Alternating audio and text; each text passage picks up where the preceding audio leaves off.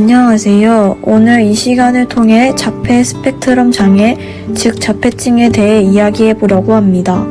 자폐증은 많은 부모님들이 걱정하고 궁금해하는 주제인데요. 특히 우리 아이가 건강하고 행복하게 자라기를 바라는 마음에서 더욱 그렇습니다. 자폐 스펙트럼 장애는 아이의 사회적 상호작용, 의사소통 능력, 그리고 행동 패턴에 영향을 미치는 발달 장애입니다. 다양한 형태와 정도로 나타날 수 있으며 각 아이마다 다르게 나타날 수 있습니다. 그러면 자폐증의 증상을 자가진단을 통해서 알아보도록 하겠습니다. 우리 아이가 이 중에 2가지 이상 해당된다면 자폐증을 의심해봐야 합니다.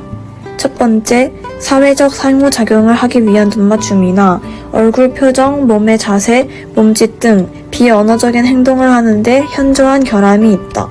두 번째, 기쁨이나 흥미, 성취 등을 다른 사람과 자발적으로 공유하려 하지 않는다.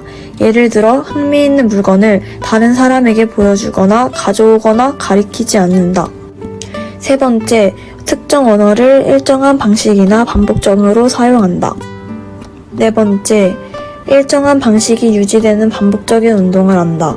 예를 들어 손이나 손가락을 흔들고 비틀거나 몸 전체를 복잡하게 움직인다. 다섯 번째, 물건의 한 부분에 집요하게 사로잡혀 있다. 이 증상들 이외에도 섭식 장애와 감각 장애가 있습니다. 약 75%가 섭식에서 독특한 행동을 보이는 것으로 나타났고, 제한된 행동으로 인해 특정한 음식을 고집하고 다른 음식을 거부하는 행동이 나타나며 일부 자폐 아동은 소화기 계통에 문제가 발생하기도 합니다.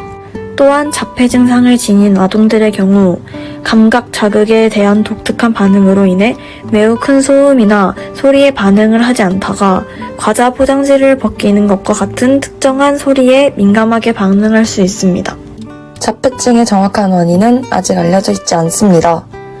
그러나 크게 선천적 요인과 환경 및 후천적 요인으로 나눠서 알아보겠습니다. 먼저 선천적으로 유전적 요인을 먼저 설명드리겠습니다. 자폐와 관련된 특정 유전자의 중복 또는 결실이 자폐 스펙트럼 장애와 관련이 있을 수 있습니다. 또한 뇌의 발달의 이상이 원인이 될 수 있습니다. 자폐 스펙트럼 장애는 신경 전달 물질의 불균형과도 관련이 있을 수 있습니다. 특정 신경 전달 물질의 수준이 비정상적으로 높거나 낮으면 뇌 기능에 영향을 미쳐 자폐 증상을 유발할 수 있습니다. 다음은 후천적 원인입니다. 후천적 요인에는 다양한 환경적 요인이 있습니다. 첫 번째로 인심 중에 특정 약물이나 독소에 노출되면 자폐 위험이 증가할 수 있습니다. 예를 들어 인심 중에 알코올, 약물, 특정 약품, 화학물질 등에 노출되면 태아의 뇌 발달에 영향을 미칠 수 있습니다. 두 번째로 출생 전후의 심한 스트레스나 감염, 임신 중 산모의 질병 등이 자폐 스펙트럼 장애의 발병 위험을 높일 수 있습니다. 세 번째로는 환경 오염입니다. 일부 연구에서는 공기 중의 오염물질, 중금속 노출 등이 자폐의 발병과 관련이 있을 수 있다고 제시하고 있습니다. 네 번째로는 초기 아동기의 사회적 상호작용 부족이나 부적절한 양육 환경 등이 자폐 증상의 발현에 영향을 줄 수 있습니다. 하지만 이는 자폐의 주요 원인보다는 증상 악화와 관련이 있을 가능성이 높습니다. 다음은 예방법에 대해 알아보겠습니다. 자폐증을 완전하게 예방할 수는 없지만 조금이나마 도움이 되었으면 합니다. 먼저 임신 중 건강관리는 매우 중요합니다. 균형 잡힌 생활을 하고 충분한 휴식을 취하는 것도 좋은 방법입니다. 두 번째로 아이가 다양한 사회적 상호작용을 경험할 수 있도록 하는 것이 중요합니다. 놀이그룹, 유치원 등을 활용해주세요. 아이는 사회적 상호작용을 통해 성장할 수 있습니다.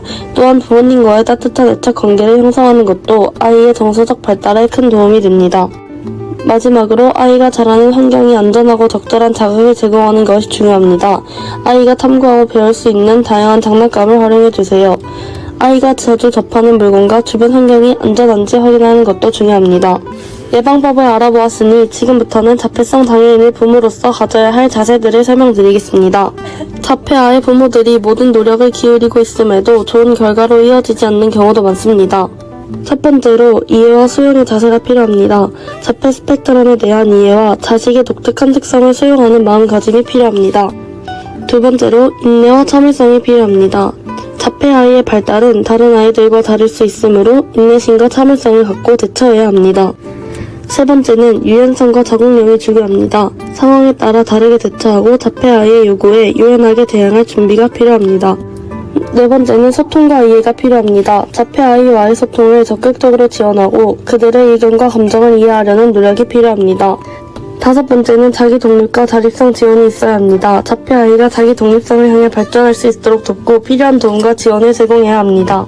마지막으로는 긍정적인 태도와 희망 또한 중요합니다. 어려움에 직면해도 긍정적으로 생각하고 자식의 잠재력을 믿는 태도를 유지하는 것이 중요합니다.